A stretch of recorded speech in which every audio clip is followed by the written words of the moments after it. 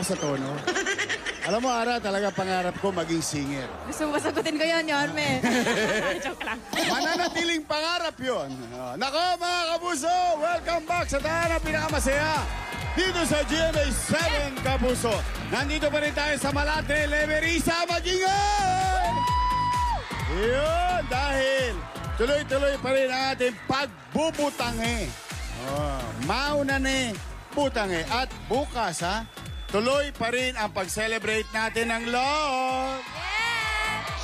At syempre, all kinds of love. Katulad ng ginagawa ng G sa Gedli at tahanan pinakamasaya, araw-araw Valentine's. Kasi ang ipinairal natin ay pagmamahal at good vibes lang. Kaya kayo mga kapuso, steady lang kayo dyan sa Gedli. Kami ni Ara. Bukod dyan sa studio, dito naman tayo sa Gedli, marami tayong surprise. At Yes! parang kinikilig ka, Ara. Kasi nung napansin ko si Shaira kanina, sabi mo, uy, sana ako rin. Bakit, nangangarap ka? Konti, pero deep inside, okay na to, Yorme. Kamusta naman si Tupad? May pag-asa ba? Sa susunod na kabanata, masasagot natin yan. Sabi nung sa susunod na kabanata, salitang English, next life. Alam mo ba, Ara? Nako, eto na. Kaya kailangan, magbigay na tayo ng G. Tama yan, Yorme. Naku, kahit ako, excited na ako eh. Pero ngayon, ready na ako mag-share ng ginhawa dito sa Gedli. Ito na lang talagang nagpapasaya sa akin. Kala ko, mag-share ka ng pagmamahal Ay, mga binata dyan, dalaga pa si Ara. At single and ready to mingle. Naku po. Kaya tara na, magbutangin na tayo mga kapuso. Samahan nyo kami dito sa G, sa Gedli. May nais parang ka na ba, Ara? Teka. Kanina, Yorme, nahanap ko si nanay. Two joints. Steady lang kayo dyan, mga bata, saglit lang. Alam mo, lumapit to kanina sa akin si nanay, Yorme. Asan? Habang nag-game sa Gedli Saglit tayo. lang, mga bata. Ay, may nakita. Ayun talaga. Pareho tayo naispatan. Relax na relax siya Gusto ko to, steady lang sa Gedli. Nay! Kamusta ka dyan? Nay! Kamusta ka, Nay? naman? Ba't nagsosolo ka dyan? Wala. Lang. Naghihintay ka lang. Nag-i-enjoy ka ba kanina? Oo naman. Ay, talaga. Enjoy. Nay, pangalan mo? Bilyesa. Nanay Bilyesa, araw ng mga puso, pagmamahal.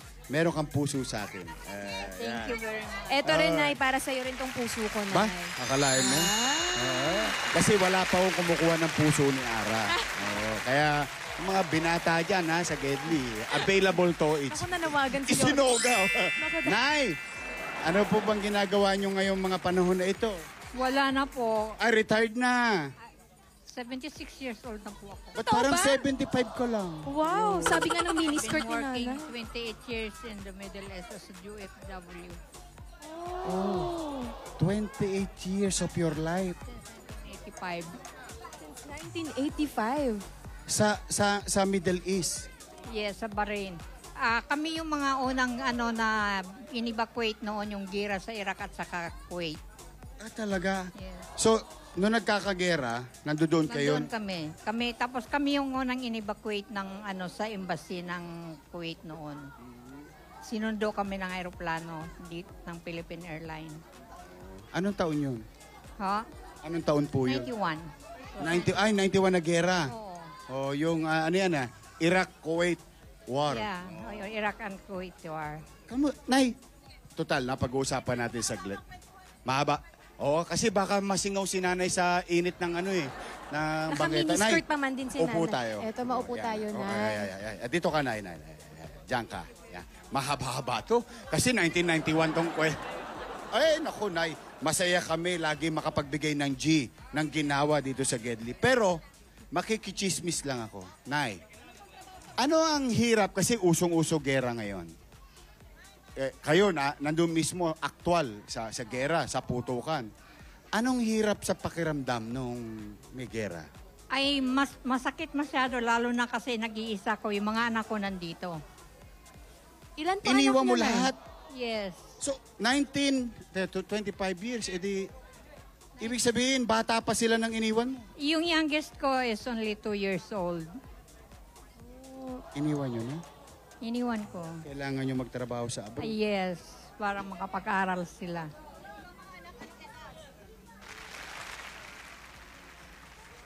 Dumating ako dito, nagpapakatulong lang. Then, inano kami during the time ng Japanese na mga turista dito, kami yung unang nag-aral ng Japanese language sa tourism. Sample. Ohayo gozaimasu. Good morning. Ano nga yung good afternoon? Nakalimutan na. Nakalimutan na. O, kombawa gabi. Yes. Kombawa. Tapos, Wasurita, Jimbo wasurita, ima wakaranai, dakara wa hanasinai, atasino nihongo wakaru skoshi dake. skushi dake. Tama, Ba't nagkakaintindihan. marunong Nag-Japan-Japan din ako. Konnichiwa. Konnichiwa. Pa-Japan-Japan ka na ngayon. Kumbawa. Sa domo arigato, gumastos ka. Arigatou gozaimasu. Gozaimasu yun. Nay, balikan ko lang saglit. Yung hirap nung gera. Kasi marami tayong mga OFW. Nagbabaka sakali. May nababalita ko kahit may gera sa Syria. May nagpupunta pa rin para makapaghanap buhay. O yung iba naman, talagang naipit na. Talagang mahirap pa talaga. Yes, mahirap talaga po. Ang buhay talaga ng mga OFW is kahirapan. Mahirap talaga, paglaban talaga lahat. Kailangan matibay ka. If not, talagang mawawala ka. Niyo po nun sa Barin. Yung una ko kasi pinadala ko ng agency. Then, na-meet ko yung Chief Judge of the High Court sa pinaran ako ng kanyang business, restaurant. Pinagkatiwalaan ka. Bait naman. Oh, it started 1990 hanggang 91. 20. 2020. 1920. 1920. Nakawa, Nay, inabot nyo pala yung panahon ng gera. 2 gera na pala inabot nyo. Inabot ko lahat yung gira doon. Pati yung Japan gera, 1920. Hindi na. Baka 1980. Wala kasi, wala naman ako nung panahon ng Japan eh. Hindi pa naman. Medyo bata pa kayo nun. Nay, so talagang mahirap. Mahirap na maging OFW dahil nalalayo ka sa mga mahal mo sa buhay. Dahil ng hirap na itutulak ka sa ganung sitwasyon. Tapos nailagay ka pa sa gera. No? Mas mahirap. Kasi hindi mo alam kung talagang kung Bomba. makauwi ka pa. Oo. Opo. Kung yung gira dito sa Pilipinas, hindi pa ako pinapanganak. Pero yung nasa labas, naranasan ko na yung unang-unang araw na nagbomba sila sa yung binumba na ang Kuwait ng Iraq. Nay, ano yun, Nay? Kwento mo. Sorry, napaka-chismoso It's okay, ko. Kasi fine. napapanood ko lang sa TV. Ikaw, person. Ano yun, lumilipad yung mga missile, ganun, boom. Nakikita niyo. Kaya hindi mo alam kung Lumilipad. saan babagsak. Bumubagsak sila pagkatapos nagkalat na parang yung apoy. Yun ang sinuong Pag mo. mga ganun, Nay, anong nararamdaman niyo po? Ay, takot. Siyempre, baka hindi mo naman alam na hindi aabot doon sa kung saan ka nakaano. Kasi hindi naman isa lang ang pumuputok marami yung pumuputok.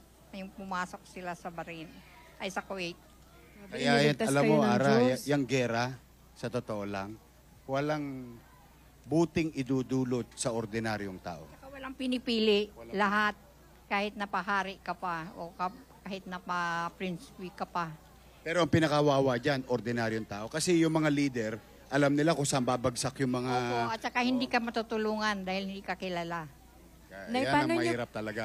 Kaya yung gera, nako, iwas-iwasan natin yan hanggat maaari talaga. No? Sa mga panawagan natin yan, sa mga leader. Natin na huwag magkakagulo talaga tayo dito. Kahit na maghihirap tayo, basta huwag tayo magkakaroon ng ganun. Yan, based your own experience. Now, babalikan ko naman ang kwento. Sa 2 years old yung anak mo na... Youngest ko, my youngest daughter was just 2 years old when I left When the you left. Philippines. Ilan po anak niyo, Nay? 3. Yung asawa nyo, nasaan nun? He was working before with the Army and Navy. Okay. Dito, sa Rose Boulevard? Yes, nang malapit sa US Embassy. But then, magulo yung buhay. Kaya ako umalis. Parang matahimik yung buhay ko. Love life, Yes, kumbaga. there's another woman. So, just another woman in love. Na, na, na, na. Wala na naman ako sa tono. Tuloy na lang natin yung kwento mo, Nay. So, nahiwalay kayo. Hindi naman siya Banyaga. Hindi. Pilipino rin. po. Ngayon, hiwalay na kayo. Yes. Iniraos mong mag-isa bilang single parent yung 3 mong anak? Yes. Sa kapatid ko. Yung kapatid ko din kasi wala pa ring asawa. Ako rin ang nag-suporta sa mga kapatid ko. Kasi I was the second of the family. Yung eldest namin wala naman trabaho. So, kahit yung eldest namin dito, nagtrabaho dyan sa Manila. So, taga dito kami sa Liberia. Batang liberista talaga kayo? Yes. Oh. Pero, hindi ho ako talaga from Manila. Oh, saan I'm kayo? from Negros Oriental, Dumaguete. Ilongga? Hindi, Ilongga? Cebuana. Cebuana. Oh, kasi Cebuana saka Ilongga dyan, di ba? Yes, we are. Malapit lang. May mga kamag-anak ka pa ba sa Cebu? Yes, I do have. Okay. Live tayo sa Cebu ngayon. Napapanood ka. Batiin mo naman sila. Hi mga kamag-anak ko. Pangalan? Kumusta ka mo lahat yan? Tia Mining. Yung iba hindi ko na maalala. I've been not there already. Hindi na ako nakauwi doon. Malay mo, makita ka nila ngayon sa TV. Hindi na rin siguro nila ako makilala. I was just 13 years old when I lived nandito. Wow. Grabe talaga pagsubok sa buhay, no? Oo, talaga. Grabe Biri mo, pinagdaanan ni nanay. 13 years kahuli nilang nakita. Yes. 13 years old. Talagang hindi ka na mamumukhaan. Yung father ko kasi namatay siya when I was just 13 years old. Then, hindi na kami pumupunta doon sa kanila, sa Cebu. Kasi kami from Dumaguete, Negros kami. Nay, napansin ko lang, palangiti ka. Bagamat, lahat ata ng dilubyo, sinalupasan mo ang daigdig. Iniwan mo yung 3 anak mo, 2 years old. Nahiwalay ka sa asawa. Tatay mo namatay na maaga. Tapos Naharap ang mapunta gera. ka sa gera. Paano ka nakakangiti at 73? Talaga na lang ho ganon. Kasi nandyan naman ang Panginoon eh. God is always there by his side. Wow, mahal ka ng Diyos, nanay. Kung hindi ko aabutin yung edad ko na ganito, 76, sa marami kong dinanas na hirap. Tama po. Nay, Kayo, ano mapapayo nyo sa mga nanonood ngayon na marami ring dinadaan ng pagsubok at saka katulad yung single parent? Ano ang mapapayo ninyo? Dahil kayo, nalagpasan nyo na lahat Yes. eh. Oh. Magsikap lang talaga tayo. At saka huwag tayo mawalan ng tiwala sa Panginoon at tutulungan tayo ng Panginoon. Ang Panginoon nandyan lagi lahat sa atin para matulungan tayo. Paggawa ng tao, walang imposible. Yes, talagang totoo. Ang Panginoon ang unang-unang nakakatulong sa atin kung ano mang radanasin natin sa buhay natin. Kasi kung mawawalan ka ng tiwala sa Panginoon, mawawala ka rin. Pero kung ang tiwala mo ay talagang naibibigay mo sa Panginoon, nandyan ka talaga. Nay, nagsikap ka para sa mga anak mo. Matanong ko naman, ano naman ang kalalagayan ng 3 mong anak? Naka-okay naman, nakatapos naman lahat sa awan. dahil sa inyo lahat yun, nay. Oh, ano ang mga tinapos na nila na? Share mo naman. Yung eldest daughter ko is marketing management. Wow. And he was flying before with the Gulf War. Wow. Then my son, the second son is practical nursing and Wow. computer science. Professional. Yes. My youngest daughter is a professional associate computer science. Wow, Proud lahat kami sa'yo. Professional. Sulit lahat ng pagsisikap mo bilang isang magulang. Mano pa, itinawid mo silang nag-iisa ka. Oh, di ba? At hindi lang yung mga anak yun, pati mga kapatid. Pati Kasi mga yung lalo na yung eldest namin, he was just 3 years old when my dad died. Yeah. Nay, yung hapdi ng mawalay sa anak. Ngayon, napagtanto-tanto mo ba na 73 ka na, retired ka na, lahat sila nasa 76, nakapag-aral na sila lahat, maayos na ang kalagayan. Naging sulit ba yung hapdi na nararanasan ng isang magulang na mawalay sa anak? That's the very bad lesson that I have. Because probably because I've been away with them, malayo din ang loob nila sa akin. Pinakamasakit na parte sa buhay. Pero nakakasama niyo pa po sila ngayon po? Yung mga anak ko, yung isa ko na lang ang kasama ko, yung lalaki. Yung husband ko, kasama ko din ngayon dyan sa bahay ko. Kayong dalawa na lang po ngayon sa bahay po ninyo? Nandiyan- Ay, sorry, yung isa niya pong anak. Oo, yung isa kong anak na lalaki. Tapos yung mga anak niya nandyan din nakatira. 2. Nay, nabanggit niyo po na hindi niyo na po nakakausap ang inyong mga anak. Eh, gusto po ba kayong sabihin po sa kanila ngayon? Sana makita nila at saka malaman nila at saka madinig ng Panginoon na sana maalaala nila ako. Kailan niyo pa po ba sila huling nakausap po? Yung 2 po? 2 lang. Yung pangalawa ko naman nandyan sa bahay, magkasama kami. Yung 2 po, kailan po yung huli niyo pong nakausap po sila at nakasama po? Medyo matagal-tagal na rin. Taon na po? Oo. Taon na po. Lalo na yung eldest ko. Nay, baka nanonood po sila ngayon, no? Baka gusto niya pong magbigay po ng mensahe po sa kanila. Hindi. Sana makikita nila ako, maalala ninyo ako na nandun. Hindi naman Mary siguro Jane. kakalimutan nun. Mary Jane at saka si Maria Aurelia. Bakit ano? Hindi ba nila naisip na lahat ng yun ginawa mo para sa kanila? Probably dahil siguro sa buhay nila, kaya nakalimutan na nila.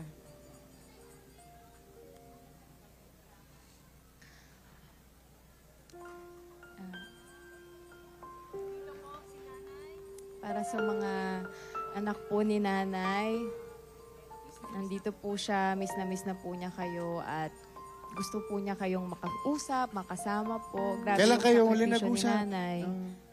Yung eldest ko, probably mga 10 years na.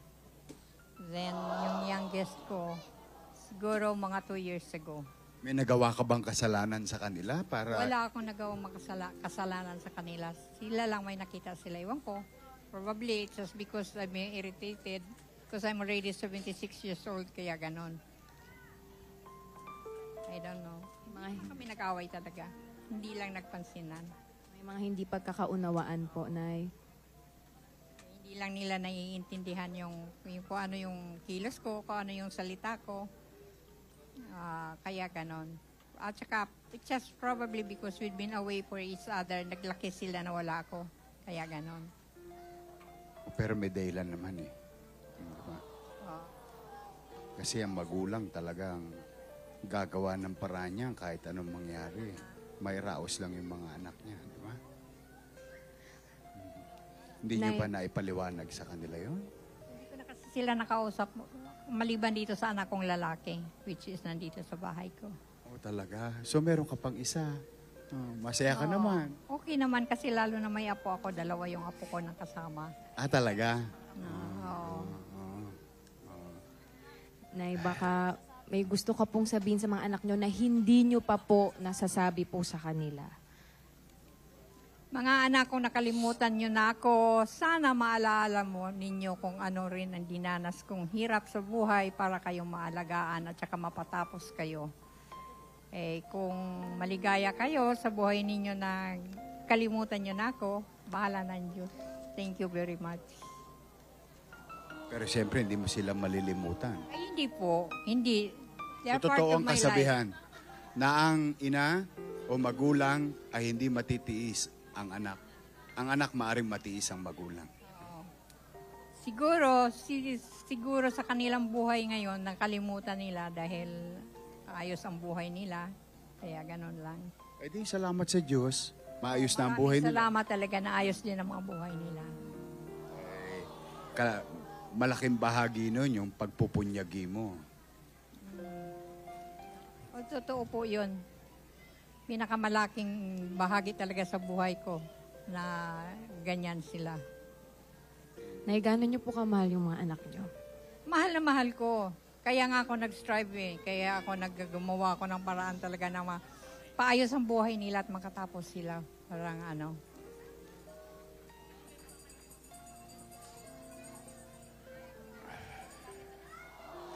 Anyway, Aren, di naman natin alam ang tunay na sitwasyon. Pero ako, sa mga bata na nanonood, no? Lalo na yung mga anak ng OFW.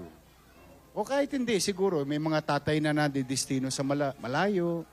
o mga nanay na nadidestino sa malayong lugar. Katulad ng iba natin mga na Gedli, yung kahapon, hindi sila nakakauwi sa, biro mo, Cebu lang o Tacloban, hindi lang nakakauwi. Ako, paalala ko lang. Basta, ang magulang natin, kumukonti ang birthday. Nauubos ang araw nila. Ngayon, kung meron man pagkukulang yung magulang natin, sa tingin natin, sa tingin lang ng anak. Kasi baka nga naman meron, hindi rin naman natin, ayaw natin maghusga. Pero alam mo, the end of the day, hindi mo kitain yung anak mo, yung nanay mo o tatay mo. Di ba? Parang magiging magulang din kayo.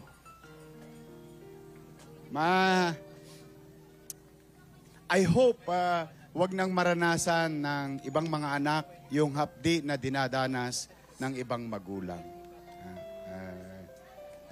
Kaya ako, mahalin nyo nanay nyo. Ngayon, araw ng mga puso, Ara. Yes. Yakapin ninyo, baka may chance pa. Kasi, nobody can guarantee us tomorrow.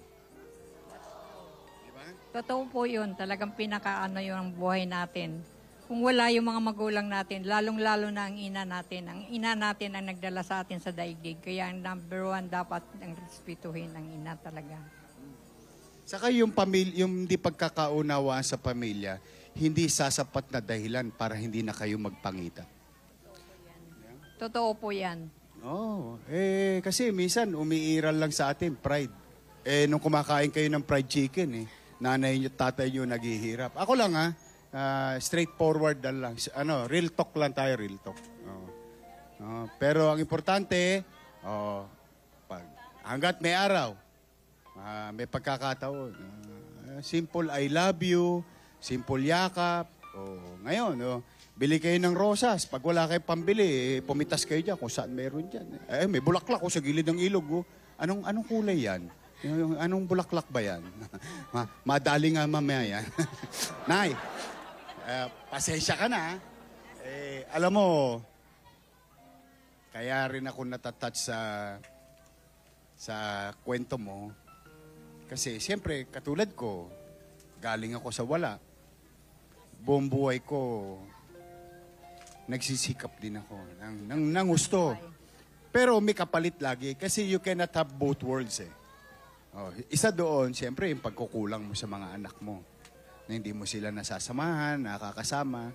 Dala ng, siyempre, may bayarin ng kuryente, tubig, upa. Di ba? I mean, at the end of the day, di ba? Gusto mo mabigyan sila ng maayos na buhay. Saka talaga, achievement number one talaga, iwan ko lang sa ibang ina. Isang, para sa akin, ang kailangan talaga yung mga anak ko makatapos kahit na maghirap pa ang buhay. Makatapos sila. Hanggat maaari, ayaw ko yung iparanas sa kanila yung nadaranasan ko. Yung, sabi nga, di ba, yung yaman na ipapamana, ganun din ang kahirapan. Kaya, yung paghihirap sa atin na lang. Huwag na maisalin sa anak, no? Oo, wag nang isalin sa iba. Sa atin na lang hanggat maaari. Kaya tayong mga ina at tayong mga magulang, magsikap tayo para yung mga anak natin, huwag daranasin yung naranasan natin. Kasi kung hindi tayo magsisikap, sila ganun din, wala silang patutunguhan, kundi maghihirap din sa buhay nila. Which yun ang ayaw mangyari ng isang magulang. Yan ang number one talaga, talaga sa magulang. Kung concerned sila sa mga anak nila, yan ang magiging concern nila na ang mga anak nila huwag daranasin ang naranasan hanggat maaari. Bakit yung araw nakakasipon? Pasensya ka na lang. Nako, mga anak. Nako. Sana naririnig Sana niyo po naririnig si yung nanay ngayon, niyo. Grabe yung sakripisyo na binigay niya, yung mag-isa siya, lumipad siya ng barin, mag-isa siyang nagtatrabaho sa araw-araw. Sinong kasama mo na nun? Ikaw lang mag-isa nun. May mga iba-ibang tao kang nakakasalamuhan na hindi mo naman kilala. Pero lahat yun ginagawa mo para sa anak mo. Ano pa ang kahilingan mo sa Panginoon Diyos para sa iyo o sa anak mo? Para sa kahilingan ko talaga sa Panginoon, magkakaroon ako ng buhay na maayos sana at saka yung mga anak ko sana matuto silang maalaala kung sino ako at saka saan sila nanggaling. Sana ganun ang Kaya pinagdadarasal ko yan. Lagi pag araw-araw ako nagro-rosary. Every morning when I wake up, I'm playing the rosary. Pag parang ganun sana, maalaala nila na ganun ang buhay sa isang ina. Kung gaano kahirap. Nagdadasal ka sa kapilya dito. Meron dito sa Liberisa, di ba? Simbahan namin every Saturday. Nandyan ho ako. Pero every morning sa bahay, when I wake up, before going down, talagang nagpipray muna ako ng rosary. May awa ang Diyos. Oh, marami ka pa namang araw. Malay mo. Oh, di ba? Malay mo, baka mamaya. Pero, yung anak mong isang lalaki, kasama mo ngayon. Yes. Ano pangalan niya? Willie John. Ano masasabi mo kay Willie John? Sana matuto siya kung malaman niya kung gaano kasakit na yung mula nilang pag-asikaso sa akin. Sana matutunan nila. Ay, huwag ka mawalang pag-asa. Hindi ka nga sumuko sa gere. Hindi ka nga sumuko sa hapdi na mahiwalay sa anak mo. Lahat yun. Lahat na hirap ng nairaos. buhay. Lahat na hirap ng buhay niraos ko para sa mga anak ko makatapos sila. Oh. Ako, basta kami dito sa tahanang pinakamasaya, believe kami sa iyo. Maraming salamat sa inyo sa mag-ano ninyo. Sana marinig ng mga anak ko kung ano yung sakit na nararanasan ko. Dahil ako hindi makapagsalita dahil inaabot din ako ng takot. Baka mamaya hindi kami magkaintindihan. Magkaaway na naman. Mahirap yung magsasagutan pa kami kaya nanahimik na lang. Nay, thank you for sharing. Thank you din Thank sa you. inyo. Inspired kami sa iyo. Thank you din sa inyo. Ha? Yes, Nay. Okay, Nay. Salamat. Ewan ko ba, kala ko pag umulan lang nakakasipon eh. Pati pala tag-araw. I love you, Nay. We love you, Nay. Nay, pasasayahin ka na namin ngayon. Dahil ang misyon ng tahanang pinakamasaya GMA 7 Kapuso, G sa Gedli ay magbigay ng G. Happy Valentine! Thank you very much. Happy Valentine's Day. Happy Valentine's Ngayon naman, Day. ikaw ngayon ang bida. Tanong, halimbawa meron kang extra cash ngayon, saan mo gustong pumunta? Ay, dito lang sa bahay. Ay, yung dalawang apo mo, papasyal mo. Oo. Talaga, promise. Yan, sasaya ka pag napasyal mo yung apo mo. Of course. Ay, talaga yun ang gusto namin. Nako, mauna na eh! Butang eh! Ha? Butang eh! Si nanay. Ha? Sabi niya, 25 years siya nagtrabaho sa abroad. Yes, Your Man. Dagdagan mo pa ng 10 years, 35,000 pesos! 35,000! Ayan na. Roku, Ara. O, Nay, ito na.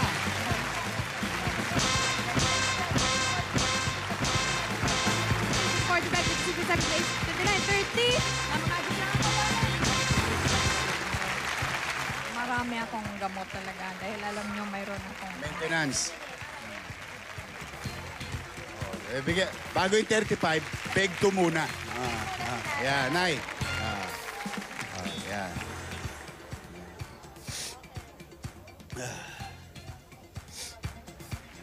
Okay, Nay? Okay, Nay. Eto na. Ara, bigay mo na yung 35,000. Ang gawin mo dyan, Nay, bili mo lahat yung pang-maintenance mo. Tapos, pasyal mo apo mo. Regaluhan mo. So, number 1. Maintenance. Kasi kinakailangan ko din mag-MRI. MRI. Sa bagong ospital ng Maynila, may libreng MRI. Bagong-bago yung machine dyan. Meron na. MRI, CT scan. Dyan sa likod lang ninyo. Yung bagong ospital ng Maynila. Sa PGH ako nagpapacheck up. Mayroon akong blue card ako sa PGH. Oh, Nay, dahil batang Maynila ka, TY ka. Dito sa Maynila, libre ang ospital. Nay, punta mo ha. Ayan, lalakarin mo lang. Hindi ka na mamamasahe, sa likod mo lang. Okay, Nay, I love you. Ano masasabi mo sa tahanang pinakamasaya? Sa tahanang pinakamasaya, sana ay magkatulungan pa ninyo ng maraming nangangailangan.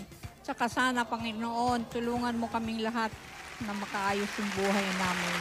May awan Diyos. Nawang Diyos. Okay. Nay, isa kang inspirasyon sa kinabahaba po ng hirap at pagkatrabaho nyo, deserve nyo po yun. Dito po yung sarili po ninyo, Nay. Nako! Mission accomplished na naman tayo ngayon. Success na naman ang pamimigay natin ng G. Ginawa sa mga kapuso natin nagsisikap dyan sa Gedli. Kaya bukas, Ara, Abangan niyo po bukas dahil may nakahanda rin kaming mga pampakilig na sigurado ay mas pasasayihin pa po namin ang inyong Sabado. nako.